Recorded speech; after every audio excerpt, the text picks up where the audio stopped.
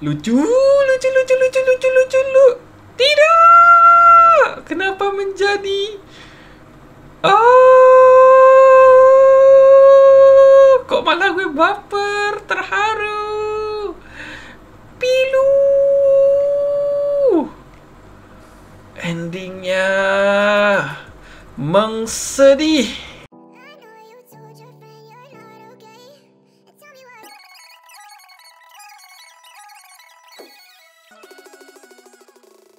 Halo lovers, balik lagi bersama gue Rio. Nah, di video kali ini yang akan gue bahas itu adalah novel ini.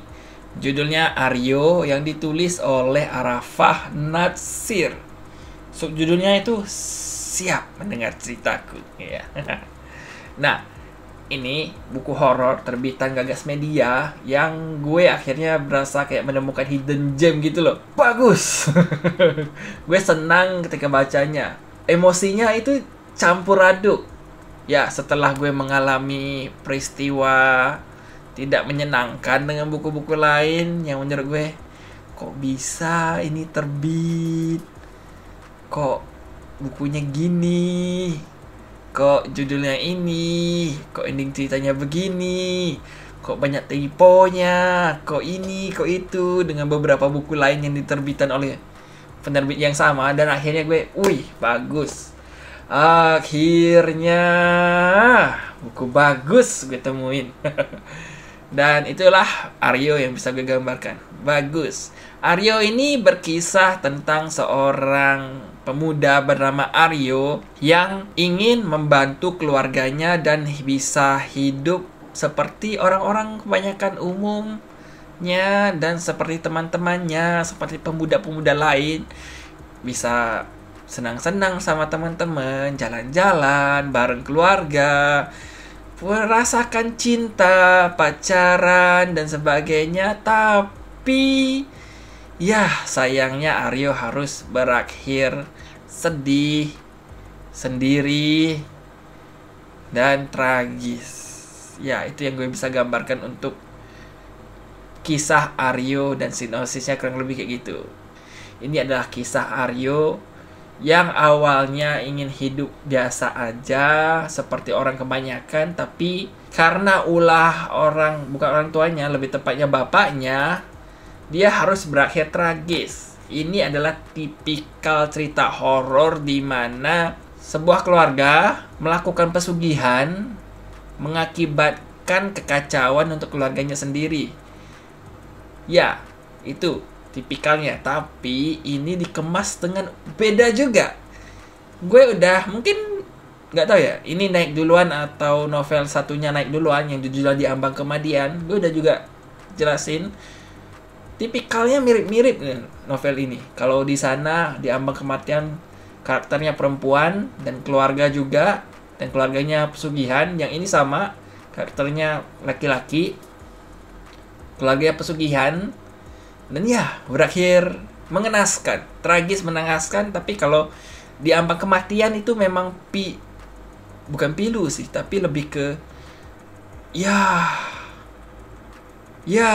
kok gitu sih, ya dan serem dan ya berasa agak kesel dikit, tapi ya gitu. Nah, untuk Aryo sendiri, perasaan setelah baca itu kayak Aryo kok gitu sih, akhirnya kayak gitu ya. Tapi dibuka dengan menyenangkan, itu bedanya. Aryo dibuka dengan kisah yang cukup menyenangkan dari sudut pandang si Aryo sendiri. Walaupun ini diceritakan dari sudut pandang orang ketiga ya, tapi kita mengikuti ceritanya dari sisi karakter Aryo. Aryo sendiri awalnya itu ceritanya menyenangkan gitu loh. Lucu, persahabatan, keseharian, dia di rumah, dia kuliah, dia berteman dengan teman-temannya. Kita jadi terikat dengan karakter Aryo ini yang akhirnya di ending bakal berkaca-kaca sampai nangis lah pokoknya. The best sih. Ini salah satu novel horor yang karakter development-nya itu paling the best. Pembaca merasa terikat, merasa kita sendiri jadi sahabatnya Aryo gitu loh ketika membaca buku ini, dan kayak wah, sebagai sahabatnya kita merasa kehilangan banget ketika kejadian si Aryo akhirnya meninggal akibat ulah bapaknya gitu. Itu point the best sih, karakter development dan karakter progression. Ya, hampir lupa istilahnya. Bagus. Kita jadi terikat gitu. Developmentnya itu berupa kita bisa tahu kesehariannya Aryo, masa lalunya dari kecil dan sebagainya. Jadi kita merasa dekat dengan Aryo gitu loh. Kita tahu oh hingga karakternya begini, kita tahu progressionnya. Gila, si Aryo ini berubah banyak dari dia yang sebagai pemuda lah keseharian, hingga di akhir itu dia menjadi sosok yang ikhlas, damai, tapi di sisi lain itu kayak sedih sendiri. Bukan berarti dia kesepiannya, tapi sendiri, berbesar hati. Kayak the best lah karakter Aryo. Gue kayak waduh, ini wah, harus baca sih. Ini sangat-sangat rekomendasikan. Sangat direkomendasikan. Poin plus lain yang pengen gue mention di buku ini itu adalah, entah penulisnya dengan sengaja atau enggak, ada beberapa kalimat yang agak lucu tapi gelap dan jorok. Dimana untuk awal-awal cerita itu si Aryo kan menjalani pertemanan di kampus gitu kan, dan kesehariannya itu konyol, banyol, koplak, nyebelin dengan teman-temannya gitulah. Ya kayak anak-anak tongkrongan gitu. Dan obrolan mereka itu kayak wah, bahaya ini. Ada satir, sarkasme gitu. Bahkan gue bisa dibilang salah satu yang paling the best itu adalah ada interaksi Aryo dengan temennya yang ternyata punya bisnis konveksi keluarganya gitu, dan ya bakal dapet pakaian gratis, tapi bercandanya boleh gratis baju partai, mau gak? Terus ada temennya yang lain nyaut, ya kali gue pakai sempak baliho gitu dan gambarnya kepala banteng. Wah, kayak gitu tuh. Bercandaannya pinggir jurang gitu loh. Itu kayak wah, ini the best sih. Dan terus ya sisanya apa yang kurang ya? Karakter development, cara penceritaannya runut banget. Kayaknya nggak ada yang miss, nggak ada yang plot hole sama sekali. Mulus banget. Saking mulus gue bingung pengen mencelanya di mana ini cerita. The best lah. Menurut gue ini penulisnya cukup berbakat untuk menulis, atau penerbit akhirnya bisa membimbing penulis dengan baik gitu untuk menghasilkan novel atau buku kayak gini. Sukses lah untuk buku ini. Sangat gue suka. Dan gue apresiasi juga.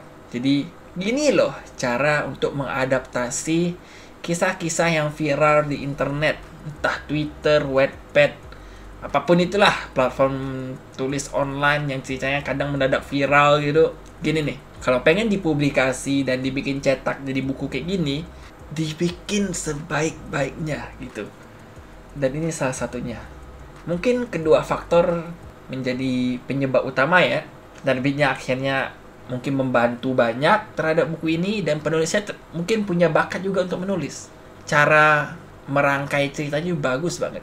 Plot hole-nya kayaknya nggak ada sama sekali menurut gue. Mungkin perihal karakter aja.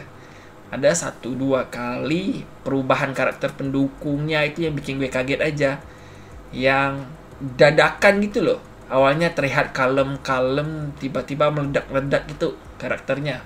Gue lupa lah, pokoknya salah satu temannya Aryo gitu lah. Tiba-tiba awalnya kalem, meledak-ledak, yang gue tahu kondisi ceritanya kayak itu mungkin lagi intens karena pertemanannya lagi diuji, cuman kaget aja gitu tiba-tiba ini karakter yang kalem tiba-tiba meledak marah-marah kayak gitu. Itu kayak ya 1-2 kejadian lah gitu. Itu aja. Sisanya the best sih. Harus baca sih. Rekomendasi gue berikutnya horor. Wah, awal tahun nih dapat buku-buku bagus itu gue seneng loh. Ya walaupun ini sebenarnya terbit tahun lalu, tapi untuk permulaan gue baca di 2023 pilihan gue, kayak beruntung aja gitu gue pilihnya. So, bagus. Di Ambang Kematian. Ceplek, bagus Aryo. Ceplek, tahun lalu akhir tahun, ini buku apa sih? Mending jangan terbit lah. Ya gitulah. Itu sekian dah reviewnya. Menurut kalian gimana? Kalian pasti mungkin sebagian udah tahu ya, karena ini diangkat di thread Twitter ya, viral di Twitter awalnya. Jadi mungkin sebagian udah tahu. Jadi gue pengen tahu opini kalian di kolom komentar, tulis saja. Menurut kalian cerita si Aryo ini bagus atau enggak? Dan buat yang belum baca maksudnya, silakan kalau mau nanya-nanya. Yang pasti gue mungkin bakal jail juga jawabnya. Nggak bakal spoiler, tapi iseng aja kadang gue jawab komentar ya gitulah. Dan sampai ketemu di video gue berikutnya. Bye.